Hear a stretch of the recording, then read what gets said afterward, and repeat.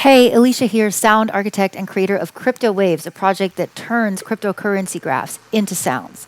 Today I wanted to answer the question, what does Bitcoin sound like? I took the graphs from TradingView and rendered them into a more usable PNG file that had its ups and downs, just like Bitcoin did. This made such a super cool variety of sounds, and here's a few of them that I wanted to show you. I made this lead synth using only a Bitcoin being FM'd to a sine wave.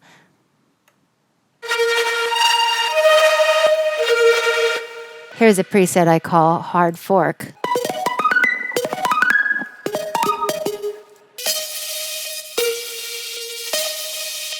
Here is a Bitcoin mixed with Doge to make a string patch.